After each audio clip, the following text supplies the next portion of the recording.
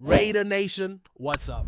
Let's dive into what's been brewing this offseason for the Las Vegas Raiders. We're not just talking about highlight reels from mini camps or jaw-dropping catches in OTA sessions. No, this goes beyond that. This is about the players who found themselves in a better spot now than they were a few months ago, whether that's because of a contract extension, a shift in coaching philosophy, or just a clear path to playing time. These are the guys who won the offseason, and when you win the offseason, you're setting yourself up to be a major factor when the season finally kicks off. Let's start with a guy who doesn't get a lot of shine in most conversations, the punter, AJ Cole. Now listen, I know punters rarely make headlines unless something's gone terribly wrong, but AJ Cole flipped the script. He just locked in a 4-year extension worth over $15 million, the richest deal ever given to a punter in NFL history. That's not just a bag, that's a whole suitcase set. Cole had 1 year left on his previous deal, but the Raiders said, nope, this guy is staying long term. And honestly, it's well deserved. He's been one of the most consistent players on this roster, and now with him locked in for the next half decade, the Raiders have stability at a position that's often overlooked until you really need it. And that's what makes him a big winner this offseason. Now, shifting from special teams to under center, let's talk about Gino Smith. Yeah, that Gino. The guy who bounced around the league, found some footing in Seattle, and now finds himself with a golden opportunity in Vegas. The trade that brought him over wasn't just a change of scenery. It might have been the move that saves his career. Think about it. Seattle was clearly leaning toward a future without Gino, with eyes on guys like Sam Darnold, but the Raiders saw something. They brought him in, gave him a shot, and paired him up with a coaching staff that knows how to work with quarterbacks like him. You've got Pete Carroll, the architect behind some of the best player development stories in recent memory, and then you throw in Chip Kelly as the offensive coordinator and Greg Olsen back in the quarterback room. That's a setup made. To pull the best out of Gino, add to that a supporting cast that includes Brock Bowers, Jacoby Myers, and a more consistent offensive line than what he had in Seattle, and Gino's got no excuse. This is his shot, a fresh start in a system built to fit him. Gino Smith, for the first time in a long time, is exactly where he needs to be, and that makes him a massive offseason winner. But you want to talk about power within the organization? Look no further than Maxx Crosby. The guy is the heartbeat of this defense, and he made that even more clear this offseason. Not only did he lock in a new contract, 3 years, over $100 million, but he flexed his influence in a way few non-quarterbacks ever do. He didn't just ask for money, he asked for changes. He wanted continuity on defense. He wanted Patrick Graham and Rob Leonard to stay. He wanted specific reinforcements brought to that defensive line. And guess what? The front office listened. Mark Davis, Pete Carroll, John Spike, they heard him loud and clear. That tells you everything you need to know about how the organization views Crosby. He's not just a defensive end. He's a tone setter, a culture guy, a leader, fully healthy, laser-focused, and motivated to prove he's the best pass rusher in football. Maxx Crosby is entering this season with more support and more fire than ever before. That's a win on every level. And speaking of players earning trust early, let's talk about rookie Darian Porter. Drafted in the 3rd round, pick 68, and already working with the ones all offseason. That doesn't happen unless you're out making waves. Porter brings that long, rangy, athletic build that Pete Carroll loves in a cornerback. The same kind of profile that once made Richard Sherman a household name. But it's not just the physical traits. Porter's got the smarts, too. He's sharp. You can hear it in interviews. You can see it in how quickly he's picking up the system. Added 15 pounds of muscle to better match up against those big outside receivers. And he's absorbing everything like a sponge. Pete Carroll knows how to mold players like him. And Porter's taking full advantage of it. For a rookie to be this ready this early, that's rare, and that's why he's a clear off-season winner. Now let's give some love to the tight end spot. Michael Mayer. Remember him? The guy many thought should have gone in the 1st round of his draft? Well, this off-season might finally be the one where we see what he's really capable of.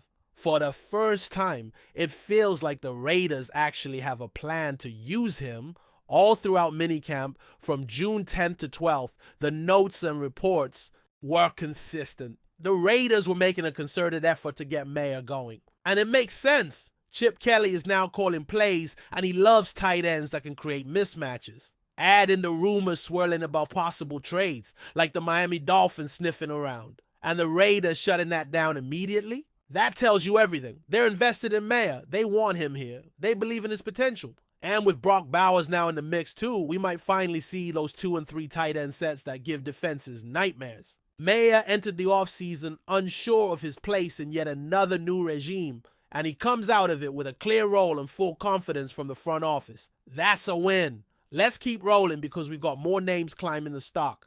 Short, starting with DJ Glaze. Quietly, he's made one of the biggest moves of any lineman on this roster. You know how sometimes you don't hear a guy's name much during camp, and that's a good thing? That's Glaze. No drama, no headlines, just consistent reps and earning trust. He's locked in as the starting right tackle, and the way the Raiders handled their draft tells you all you need to know.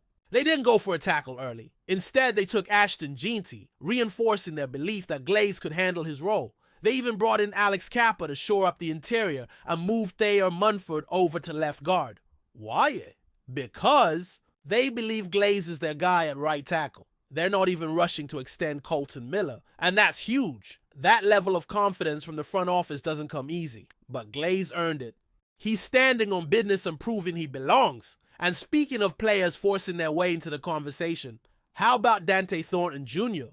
The guy is straight up different. He's been running with the first team offense all offseason, despite being a 4th-round pick. Remember, the Raiders drafted Jack Beck in the 2nd round, but it's Thornton who's been making noise. Tall, explosive, a legit deep threat who stretches the field. He's everything you want in an outside receiver. And when you pair that kind of weapon with a quarterback like Gino Smith, who loves throwing deep, that's dangerous. Coaches and teammates alike have praised his energy, his attitude, and his ability to adapt quickly. He's a big play machine waiting to happen. And with Pete Carroll guiding his development, the sky's the limit. Another big offseason splash came on the defensive side with Jeremy Chinn.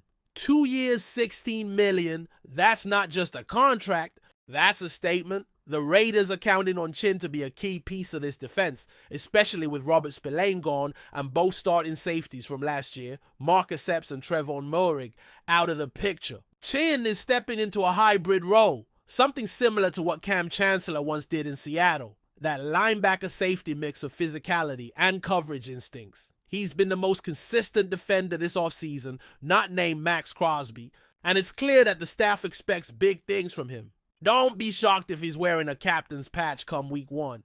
Then there's Trey Tucker. Man, what a leap this guy's made. Entering his 3rd season, facing a crowded receiver room with new draft picks breathing down his neck. And what does he do? He steps up. Tucker's been electric this offseason. Explosive speed, reliable hands, and that chemistry with Gino Smith is starting to show. He's working as the 2nd wideout behind Jacoby Myers, and it's starting to feel like this might finally be the year he breaks out. Think Tyler Lockett vibes. A smaller receiver who becomes a massive weapon because the quarterback knows exactly where he's going to be. That's what's building here. For the first time, Tucker has a legit NFL caliber quarterback throwing him the ball. The difference is already showing. And finally, the number 1 offseason winner, Ashton Jeanty. Everything about this offseason pointed to the Raiders building around him. From the way they drafted to the depth they added in free agency, it's all been geared toward making Jeanty's life easier. You can see it in the line upgrades. You can see it in the shift in offensive philosophy. Jeanty isn't just a good player. He's a special one. He's humble, driven, and the perfect fit for Pete Carroll's compete every day mindset.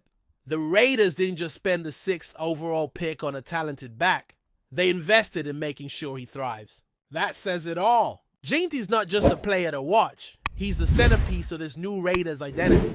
Before we continue, don't forget to subscribe to our channel and give this video a like. Your support helps us keep bringing you the latest updates on our Las Vegas Raiders. And don't be shy. Drop your thoughts on the news in the comments below. Whispers are growing louder across the NFL world, and all eyes are on Malcolm Koonce. The former Las Vegas Raiders edge rusher has ignited a firestorm of speculation following his unexpected and controversial departure from the franchise. While the team has remained tight-lipped, The internet is anything but silent. Koonce is trending, and the rumor mill is spinning fast. Social media exploded within hours of the news, with fans and analysts dissecting every detail of Koonce's final.